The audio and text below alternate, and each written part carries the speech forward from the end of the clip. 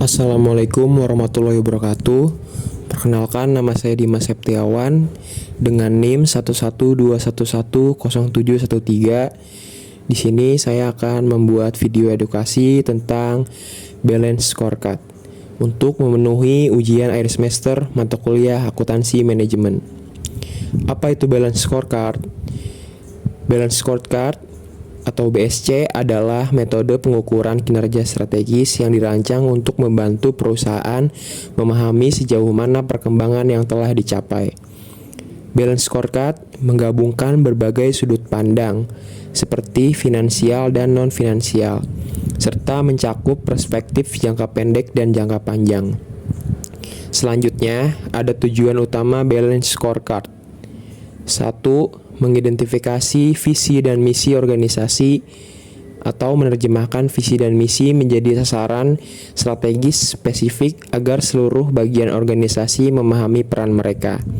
Yang kedua, merumuskan strategi atau mengembangkan langkah strategis berdasarkan faktor internal dan eksternal untuk mencapai tujuan organisasi. Selanjutnya, yang ketiga, menganalisis kinerja melalui 4 perspektif. Yang pertama, keuangan, mengukur keuntungan. Yang kedua, pelanggan, menilai kepuasan pelanggan. Yang ketiga, proses bisnis internal, mengevaluasi efisiensi operasional. Yang keempat, pembelajaran dan pertumbuhan, memastikan kesiapan untuk inovasi dan keberlanjutan. Selanjutnya ada keunggulan balance scorecard. Keunggulan balance scorecard yang pertama itu komprehensif, yaitu mengukur keuangan pelanggan, proses internal, dan pembelajaran. Yang kedua ada koheren, yaitu menyelaraskan tujuan strategis jangka pendek dan jangka panjang. Yang ketiga ada berimbang, yaitu memprioritaskan kebutuhan pemegang saham, pelanggan, dan inovasi. Yang keempat, ada terukur, yaitu menyediakan indikator objektif untuk mengevaluasi kinerja. Selanjutnya, 4 perspektif balance scorecard. Yang pertama ada finansial, fokus pada pertumbuhan, pendapatan, dan profitabilitas. Yang kedua, customer, menilai kepuasan dan loyalitas pelanggan. Yang ketiga, internal bisnis proses, yaitu mengukur efisiensi proses dan inovasi.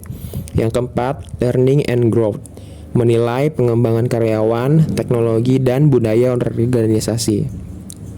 Selanjutnya ada langkah membuat balance scorecard. Bagaimana cara membuat balance scorecard? Ikuti 5 langkah berikut. Yang pertama, tentukan visi perusahaan. Menetapkan tujuan jangka panjang sebagai arah strategis organisasi, misalnya menjadi pemimpin pasar dalam produk otomotif berkualitas tinggi. Yang kedua, tetapkan target dan tindakan spesifik. Merumuskan target spesifik, rencana operasional, dan langkah-langkah strategis yang jelas sesuai prinsip SMART untuk mendukung visi perusahaan. Yang ketiga, analisis tujuan strategis menggunakan SWOT. Melakukan analisis SWOT untuk mengidentifikasi kekuatan, kelemahan, peluang, dan ancaman.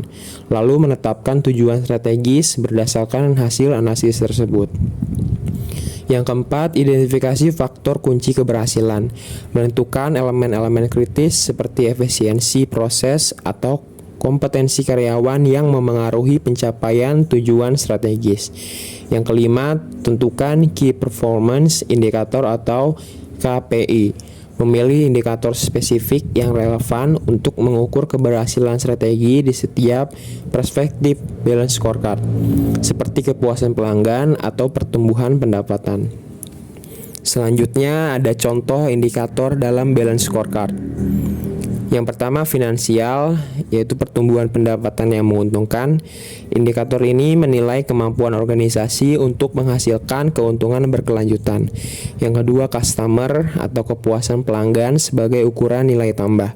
Indikator ini mengukur sejauh mana organisasi memenuhi kebutuhan dan harapan pelanggan. Yang ketiga, ada internal business process atau efisiensi operasional untuk mencapai target. Perspektif ini menilai efisiensi proses internal yang mendukung tujuan strategis, seperti memenuhi kebutuhan pelanggan dan mencapai target keuangan.